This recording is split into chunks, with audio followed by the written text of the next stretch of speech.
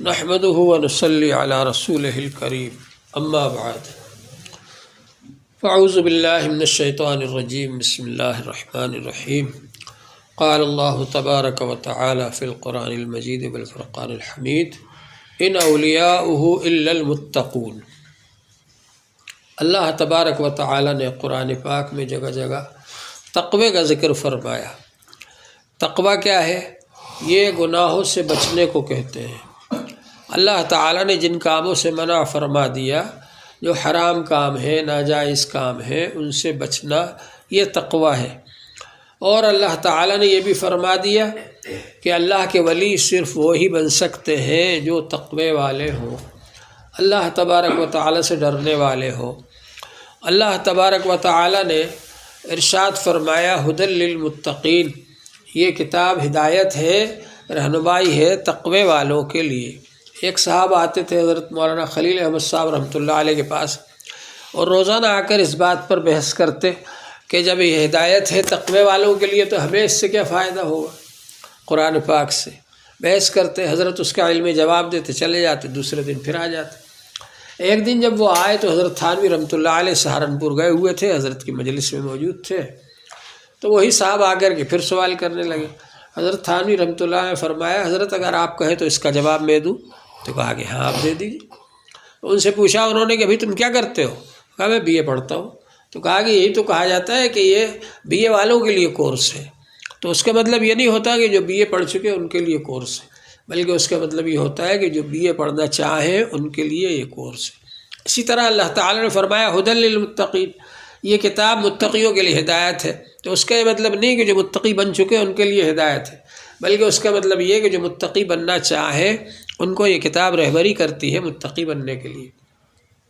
تو بہرحال اللہ جل شانہ نے تقوی کو قرآن پاک میں جگہ جگہ ذکر فرمایا، تقرب کو قرآن پاک میں جگہ جگہ ذکر فرمایا، تزکیے کا قرآن پاک میں جگہ جگہ ذکر فرمایا۔ تو یہ تزکیہ، اپنے آپ کو گناہوں سے پاک کرنا اور نیک کاموں سے آراستہ کرنا، یہ تزکیہ ہے۔ تو تزکیہ کا ذکر قرآن پاک میں موجود ہے۔ اللہ تعالیٰ نے حضور صلی اللہ علیہ وسلم کے جو فرائض منصبی بتائے، جو آپ کے کام بتائے، ذمہ داریاں، ان میں سے ایک یہ بتلایا یتلو علیہم آیاتہ ویزکیہم ویعلمہم الکتاب والحکمہ، کہ آپ لوگوں کا تزکیہ فرماتے، قرآن پاک کی آیتیں تلاوت کر کے سناتے اور لوگوں کو گناہوں سے پاک کرتے ہیں اور تعلیم دیتے ہیں قرآن پاک کی اور حدیث پاک کی۔ یہ کام بتلائے حضور پاک صلی اللہ علیہ وسلم کے۔ تو قرآن پاک اور حدیث پاک کی تعلیم سے مقصد کیا ہے؟ تزکیہ ہے، گناہوں سے پاک ہونا۔ اس لیے یزکیم پہلے فرمایا، پھر یعلمہم الکتاب والحکمت فرمایا۔ بہرحال تزکیہ کے معنی گناہوں سے پاک کرنا، اس کے دو جز ہیں، ایک ہے تخلیہ۔ تخلیہ کے معنی اپنے آپ کو گناہوں سے، برائیوں سے خالی کرنا، رذائل سے خالی کرنا، اور پھر فضائل سے آراستہ کرنا، یہ تحلیہ ہے۔ تو یہ دونوں چیزیں تزکیہ کہلاتی ہیں۔ تو اللہ جل شانہ نے قرآن پاک کے اندر اس بات کو ارشاد فرمایا کہ تخلیہ ہونا چاہیے، تزکیہ ہونا چاہیے۔ اور تزکیہ کیسے ہوگا؟ یہ اس وقت ہوگا جب کہ ہم کسی شیخ سے جڑے۔ ایک بار حضور صلی اللہ علیہ وسلم کی مجلس میں صحابہ کرام موجود تھے جو کہ کلمہ پڑھ چکے تھے۔ صحابہ کرام بیٹھے ہوئے مجلس میں، اور آپ نے فرمایا بایعونی علی اللہ تشرکوا باللہ شیئا ولا تسرقوا ولا تزنوا ولا تأتون ببہتان تفترونہ بین ایدیکم وارجلکم، مجھ سے بیعت کرو اس شرط پر کہ اللہ کے ساتھ کسی کو شریک نہیں کرو گے، اللہ تشرکوا باللہ شیئا، اور چوری نہیں کرو گے، اور زنا نہیں کرو گے، اور بہتان نہیں لگاؤ گے کسی پر۔ یہ صحابہ کرام سے بیعت لیا آپ نے، اس کا نام ہے بیعت احسان۔ اللہ تعالیٰ نے قرآن پاک میں ارشاد فرمایا اذا جاءک المؤمنات یبایعنک علی الا یشرکن باللہ شیئا ولا یسرقن۔ یہ پوری آیت جو ہے، اس آیت میں اللہ تعالیٰ نے فرمایا مومن عورتیں اگر آپ کے پاس آئیں، اے نبی صلی اللہ علیہ وسلم، مومن عورتیں آپ کے پاس آئیں اور وہ آپ سے بیعت کریں اس بات پر کہ وہ اللہ کے ساتھ کسی کو شریک نہیں کریں گی، چوری نہیں کریں گی، زنا نہیں کریں گی، بہتان نہیں لگائیں گی، تو آپ ان کو بیعت کر لیجیے، یہ ہے بیعت احسان۔ جس طرح سے بیعت اسلام ہوتی ہے، کوئی مسلمان ہوتا ہے اس کو حضور صلی اللہ علیہ وسلم بیعت کرتے تھے، اس کا نام بیعت اسلام ہے۔ اسی طرح سے بیعت امارت و خلافت، جس میں اطاعت کی شرط لگائی جاتی ہے، اطاعت کا عہد کیا جاتا ہے، یہ امیر المومنین لیتے بیعت خلافت، یہ بھی حضور صلی اللہ علیہ وسلم لیتے تھے بیعت خلافت بھی۔ اور یہ بیعت احسان ہے، یہ بھی حضور صلی اللہ علیہ وسلم نے لی۔ صحابہ کرام بیٹھے ہوئے ہیں، آپ کو نبی بھی مانتے ہیں، امیر بھی مانتے ہیں، اور آپ کے ہاتھ پر مسلمان بھی ہو چکے ہیں، پھر آپ ان سے بیعت لے رہے ہیں، یہ بیعت احسان ہے۔ تو بیعت احسان کا مقصد یہ ہوتا ہے کہ اپنے ایک بزرگ مان لیا، شیخ مان لیا، اور ان کے مشورے سے اب آپ دین کا جو بھی کام ہے وہ کریں گے، یہ ہے بیعت احسان۔ اور بیعت احسان کرنا بھی اس لیے ضروری ہے تاکہ آدمی پھر ان کی رہبری سے دین کا جو بھی کام ہے کرے، مشورے سے کرے، رہبری سے کرے، اور دل میں جو بھی باتیں آئیں ان کو بتلاتے رہیں کہ بھائی میرے دل میں وسوسہ آ رہا ہے۔ صحابہ کرام اپنے بارے میں بڑے فکر مند رہتے تھے، ہم لوگ اپنے بارے میں مطمئن ہیں۔ ہر آدمی اپنے آپ کو بزرگ سمجھتا ہے، دودھ کا دھلا ہوا سمجھتا ہے، اور سمجھتے ہیں اب ہم تو جنتی ہیں ہی ہیں، اور ہم تو بزرگ ہیں ہی ہیں، اور ہمارے علاوہ کسی کو جنت نہیں ملے گی۔ یہ تو یہودیوں کا عقیدہ تھا، لن يدخل الجنت الا من كان هودا او نصارى، وہ کہتے تھے بس یہودی جائیں گے جنت میں، جسے رجسٹری ہو گئی ہو، یا پھر نصارہ کہتے تھے ہم ہی جنت میں جائیں گے۔ اللہ تبارک و تعالی نے دین اسلام میں جنت میں جانے کے لیے یہ شرط لگائی کہ ایمان ہو اور نیک اعمال ہو۔ ایمان اور نیک اعمال جس کے پاس ہے وہ جنت میں جائے گا، اس کے علاوہ کسی کی گارنٹی نہیں ہے۔ اور اللہ تبارک و تعالی نے بتلا دیا، یا ایھا الناس انا خلقناکم من ذکر و انثی وجعلناکم شعوبا وقبائل لتعارفوا ان اکرمکم عند اللہ اتقاکم۔ اے ایمان والو، ہم نے تم کو ایک ہی ماں باپ سے بنایا، ایک ہی جوڑے سے بنایا، اور تمہارے خاندان اور قبیلے اور برادریاں بنا دی تاکہ تمہاری جان پہچان ہو، لتعارفوا، لیکن اس بات کو سمجھ لو، ان اکرمکم عند اللہ اتقاکم، تم میں سب سے زیادہ عزت والا اللہ کی نظر میں وہ ہے جو کہ سب سے زیادہ متقی اور پرہیزگار ہے۔ ہندوستان میں ابھی تک یہ چیز پائی جاتی ہے، بعض لوگ اپنے آپ کو سمجھتے ہیں کہ ہم تو اونچی ذات کے ہیں، اور ہم تو دھلے دھلائے ہیں، پاک صاف ہیں، اور بس ہمارے لیے ہی سب کچھ ہے، دنیا اور آخرت سب ہمارے لیے ہی۔ آخرت کو تو وہ لوگ مانتے نہیں، دوسرے لوگوں کو حقیر سمجھتے ہیں، ذلیل سمجھتے ہیں، کہتے ہیں نیچی ذات کے لوگ پیدائشی طور پر ناپاک ہے، پیدائشی طور پر حقیر اور ذلیل ہے، ان کا کوئی حق نہیں ہے۔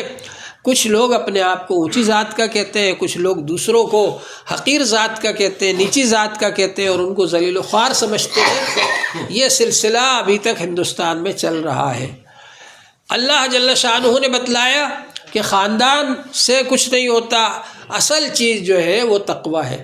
تقویٰ جس کے پاس ہوگا وہ عزت والا ہے، تقویٰ جس کے پاس نہیں ہوگا وہ اللہ کی نظر میں ذلیل ہے۔ علماء نے لکھا کہ فاسق فاجر واجب الاحانہ ہے، جو آدمی اللہ کے احکام کو توڑ رہا ہے، فاسق ہے، فاجر ہے، تو اللہ کی نظر میں اس کی کوئی عزت نہیں۔ تو بہرحال تقویٰ اختیار کرنا چاہیے۔ تقوی کا مطلب اللہ سے تعلق ایسا جڑ جائے کہ آدمی اللہ کی نافرمانی کرنے سے ڈرے، گناہ کرنے سے ڈرے۔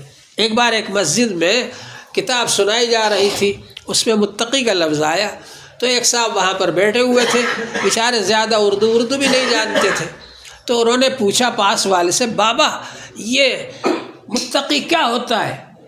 تو وہ پاس والے نے کہا، اب وہ اس کو بھی اور کوئی مثال نہیں سوجھی، ایک ہی مثال دی اس نے، کہا کہ متقی اس کو کہتے ہیں کہ اس کو اور کسی لڑکی کو ایک کمرے میں چھوڑ دیا جائے تو وہ اس کے ساتھ برا کام نہ کرے، وہ ہوتا ہے متقی۔ تو کہ او سمجھ گیا، ہمارے یہاں اس کو نامرد کہتا ہے۔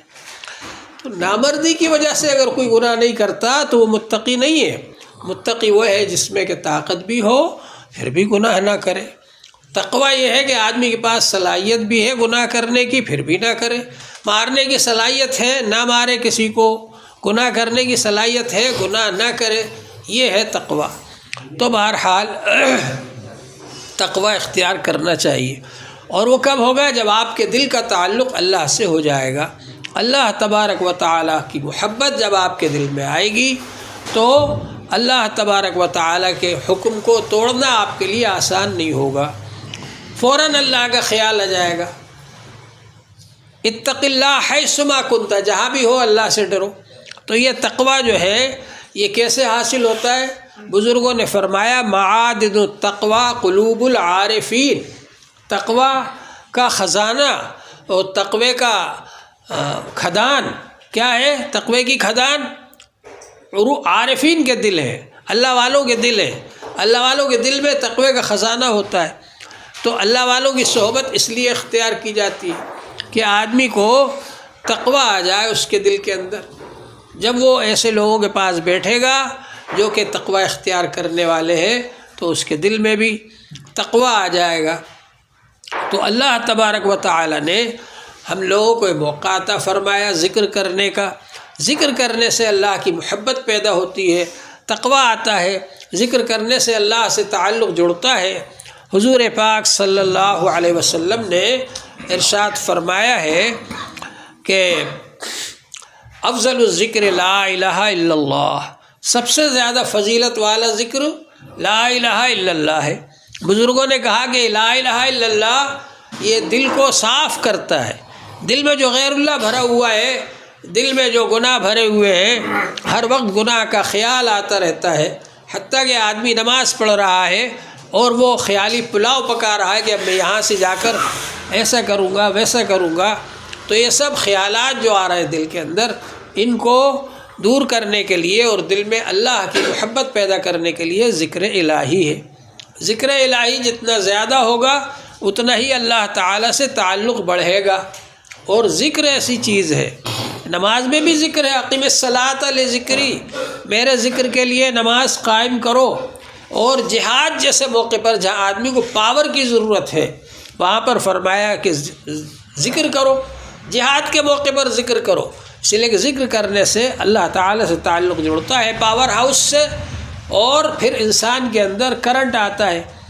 جب کرنٹ آئے گا تو پھر جہاد بھی کرے گا آدمی۔ تو اللہ تبارک و تعالیٰ سے تعلق جوڑنے کے لیے ذکر الہی ہے۔ اس کو بہت آسان کر دیا کہ آپ ہر وقت ذکر کر سکتے ہیں، کھڑے کھڑے، بیٹھے بیٹھے، لیٹے لیٹے، اتنا آسان کر دیا اس کو تاکہ ہر وقت آدمی کا تعلق اللہ سے جڑا رہے۔ تو اللہ کا ذکر یہ کرتے رہنا چاہیے، اور اللہ کے ذکر کی کثرت جتنے زیادہ ہوگی، وَاذْكُرُوا اللَّهَ كَثِيرًا لَعَلَّكُمْ تُفْلِحُونَ، بہت زیادہ اللہ کا ذکر کرو تاکہ کامیاب ہو جاؤ۔ ذکر الہی سے انسان کا دل پاک صاف ہو جائے گا، اللہ تعالیٰ سے تعلق قائم ہوگا، اللہ تعالیٰ کی محبت دل میں آئے گی۔ اور جب اللہ تعالیٰ کی محبت دل میں آئے گی تو پھر یہ کام جو آج ہم قانون سمجھ کر کر رہے ہیں، نماز قانون سمجھ کر پڑھ رہے ہیں، زکوٰۃ قانون سمجھ کر دے رہے ہیں، روزہ قانون سمجھ کر رکھ رہے ہیں، حج قانون سمجھ کر کر رہے ہیں، یہ اللہ کی محبت پہ کرنے لگیں گے، پھر اس کا مزہ ہی کچھ اور ہوگا۔ اللہ کی محبت میں جو کام کیا جاتا ہے اس کا مزہ ہی الگ ہوتا ہے۔ تو بہرحال اللہ کی محبت ذکر الہی سے آتی ہے آدمی کے اندر، اور اتباع سنت۔ اگر اللہ تعالیٰ نے فرمایا ان کنتم تحبون اللہ فاتبعونی یحببکم اللہ، اگر تم اللہ سے محبت کرنا چاہتے ہو تو میری اتباع کرو، رسول پاک صلی اللہ علیہ وسلم کے طریقے کے مطابق عمل کرو، سنتوں کا اتباع کرو، تو اللہ تعالیٰ خود تم کو محبوب بنا لیں گے۔ تو ذکر اور اتباع سنت یہ دو چیزیں ایسی ہیں کہ اس کے ذریعے سے آدمی کے اندر اللہ جل شانہ کی محبت آتی ہے، اور جس طرح سے اللہ کے حقوق ادا کرنا ضروری ہے ایسے ہی بندوں کے حقوق بھی ادا کرنا ضروری ہے۔ حضرت قاری طیب صاحب رحمۃ اللہ علیہ فرماتے تھے کہ میں نے 3 دور دیکھے۔ ایک دور تو میں نے دیکھا ہے گنگوہ کی خانقاہ کا، کہ گنگوہ میں جب خانقاہ تھی تو اس وقت یہ حال تھا کہ خانقاہ سے اللہ اللہ اللہ اللہ کی آوازیں آتی تھی۔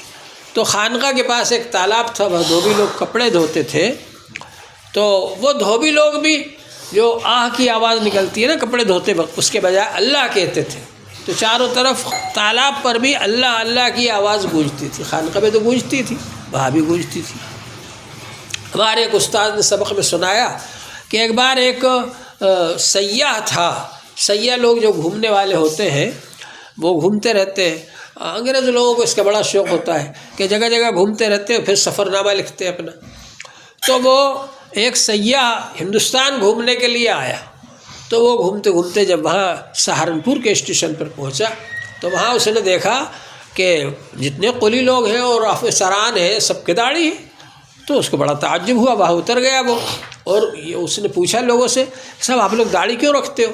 تو انہوں نے کہا یہاں پاس میں ایک گاؤں ہے گنگو، وہاں ایک بزرگ رہتے ہیں مولانا رشید احمد صاحب، تو ہم لوگ ان کے مرید ہیں اس لیے ہم داڑھی رکھتے. تو وہ اتر کر وہاں خانقاہ بھی گیا.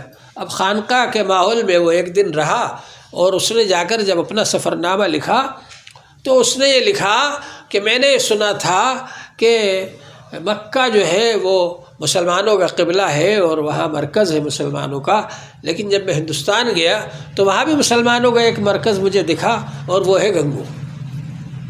تو مطلب یہ ہے کہ حضرت گنگوئی رحمۃ اللہ علیہ کی خانقاہ کا یہ اثر تھا کہ اسٹیشن پر بھی جو لوگ رہتے تھے کام کرنے والے وہ بھی داڑھی رکھتے تھے.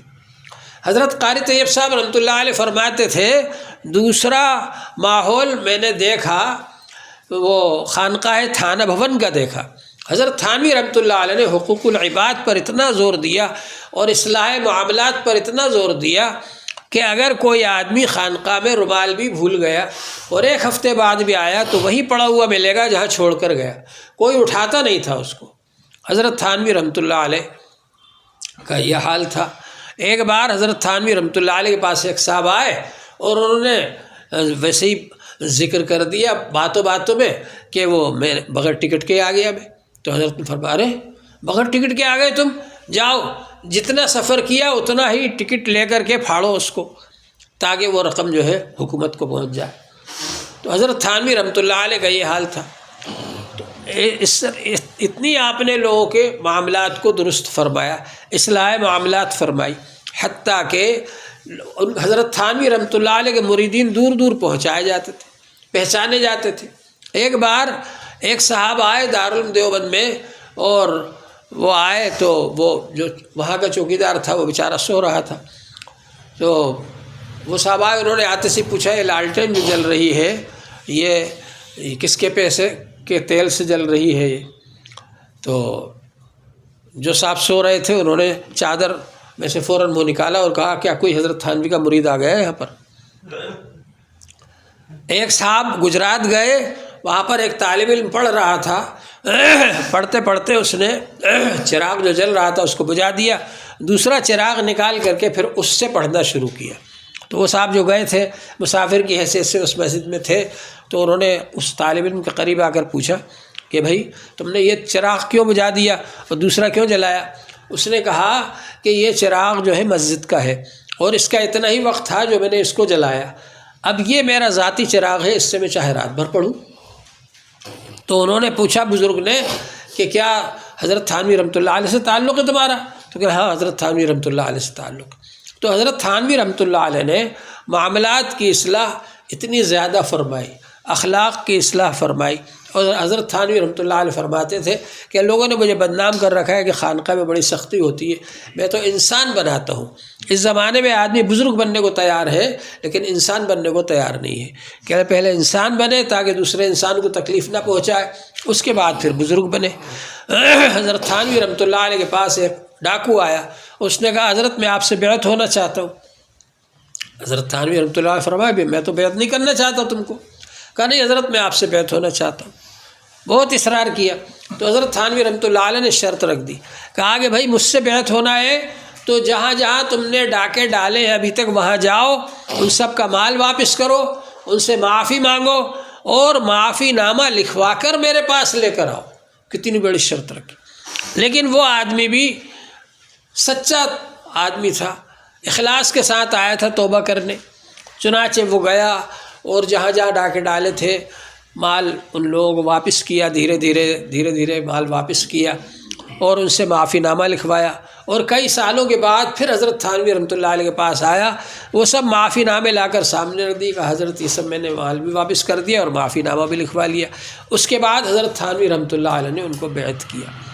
تو حضرت تھانوی رحمۃ اللہ علیہ نے حقوق العباد کے اوپر بہت زیادہ زور دیا، آداب المعاشرت کے نام سے حضرت نے کتاب بھی لکھی۔ تو بہرحال ان سب چیزوں کا ہمیں خیال کرنا چاہیے، بندوں کے حق بھی ادا کریں، اللہ کا حق بھی ادا کریں، اللہ سے تعلق پیدا کریں۔ اور حقیقت یہ ہے کہ جب اللہ سے تعلق پیدا ہو جاتا ہے تو آدمی اللہ کا حق بھی ادا کرتا ہے اور اللہ کے بندے کہا کہ کپڑوں کو خوب سمیٹ کر نکل گئے کہ یہ ایسا نہ ہو کہ کپڑے کانٹوں میں الجھ جائیں۔ فرمایا کہ دنیا سے آدمی اسی طرح گزر جائے کہ اللہ کا حق بھی ضائع نہ کرے، بندوں کا حق بھی ضائع نہ کرے، کسی کو تکلیف بھی نہ پہنچائے اپنی طرف سے، اور گناہ کا کام نہ کرے، اس کا نام تقویٰ ہے۔ تو اللہ تعالی ہم سب کو تقوی کی توفیق عطا فرمائے اور گناہوں سے ہم سب کی حفاظت فرمائے۔ وآخر دعوانا الحمد للہ رب العالمین۔